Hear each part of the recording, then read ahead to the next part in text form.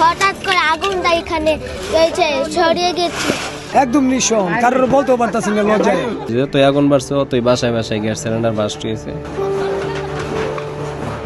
দীর্ঘদিনের জমানো সঞ্চয় আর স্বপ্নপুরে আকাশে উঠছে ধোঁয়ার কুণ্ডুলি হয়ে।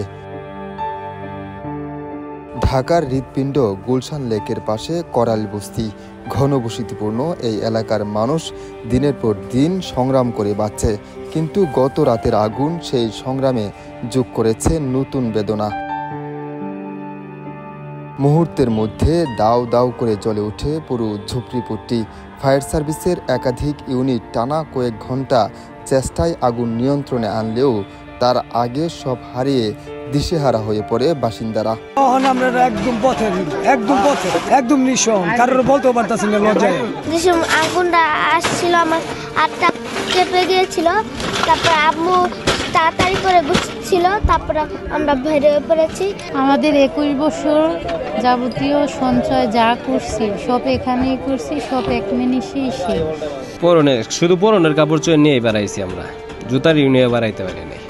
পোলাওয়ানের জুতাই যেমন মাত্র আইনা দিলাম বাজার থেকে। সর্বোচ্চ হারিয়ে দেশের বাড়ি কিছু একটু আছিল আইনে আমরা এই একটা আশ্রয় নিয়েছিলাম, পেশা কিনি করে করছিলাম। এখন আমাদের কোনো যাওয়ার মতো কোনো পথ নাই। অগ্নিকাণ্ডে 15 শতাধিক ঘর পুড়ে ছাই হয়ে যায়। ছোট ছোট শিশুরা মায়ের হাত শক্ত করে ধরে অপেক্ষা করছে নতুন কোনো আশার। কোনো পরিবার কাপড় ছাড়া কিছুই বাঁচাতে পারেনি। আমরা করাইল বসবাস করি, আগুন লাগছে, আমাদের সব পুইরা শেষ। ঘর বাড়ি যা আছে, খেতা বালিশ কামাল সাবানা সব আমাদের ইত্যাদি নিস্তায় আমার কিছুই নাই, বর্তমানে সব পুরো হয়ে গেছে। 1 লাখ টাকা লোন নিয়েছি, এক সপ্তাহ একটা কিস্তিও দিই নাই। টাকা পয়সা সব আলমারি ভিতরেছি। হ্যাঁ, কোনো কিছু নেই, আমি একদম এখন নিঃস্ব। আমি ঘর থেকে কিছু বের করতে পারি না, এখানেও না, আমি শুধু এক কাপড়ে আছি, শুধু আমার পরনে যা আছে তাই। একবার আগুন লাগা পুড়ে গেছে, তখনও দোকান টোকান ছিল। 17 সালের পরে এই যে সঞ্চয়, এখন তো মনে করেন দোকান ছিল, রুম ছিল 2টা, রুমে 2টা জিনিস ছিল। এই দোকান দিয়েই মনে করেন আমি চলতাম। আমরা 20 বছরের সাধনা সঞ্চয় সব শেষ, এখন আমরা রাস্তার পথে। কোনো কিছু বের করতে পারি না। আমি শুধু আমার ফ্যামিলিকে, আমার মা বাবাকে, ভাই বোনকে নিয়ে আমি এখান থেকে ছড়ে ফেলছি। অনেকের প্রাথমিক ধারণা গ্যাস সিলিন্ডার বিস্ফোরণ থেকে এই দুর্ঘটনা, তবে তদন্ত শেষে নিশ্চিত করা হবে কারণ। খবর পাইলাম যে গ্যাস সিলিন্ডার বাস্ট হয়ে আগুন ছড়িয়ে গেছে, মানুষের সামলাইতে পারে না। যত ছড়িয়েছে অত ধরেন গ্যাস সিলিন্ডার বাস্ট হয়েছে। এই গ্যাস সিলিন্ডার যতই আগুন বাড়ছে অতই বাস্ট হয়েছে, যতই আগুন বাড়ছে অতই বাসায় বাসায় গ্যাস সিলিন্ডার বাস্ট হয়েছে।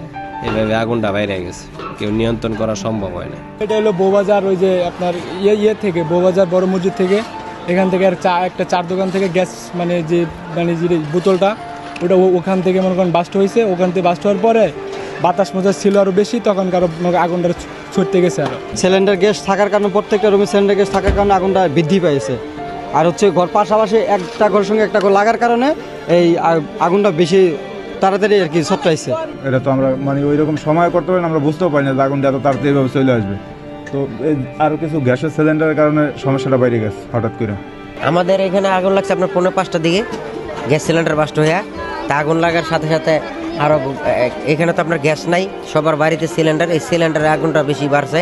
এমন দুর্ঘটনার পর স্থানীয় বাসিন্দারা বলছেন, শুধু সাহায্য নয়, প্রয়োজন টেকসই পুনর্বাসন ও নিরাপদ থাকার ব্যবস্থা। সব হারানো মানুষের একটাই প্রশ্ন, এবার কোথায় দাঁড়াবে তাদের নতুন ভরসার জায়গা?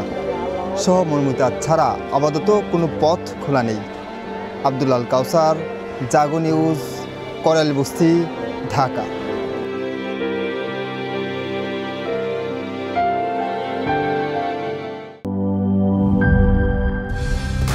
কালার এক্সপার্ট, জর্জ স্যাপ এবং মাইল্ড অন হ্যান্ডস টেকনোলজি সমৃদ্ধ অরিক্স ক্রিস্টাল ওয়াশ, আপনার লন্ড্রি এক্সপার্ট।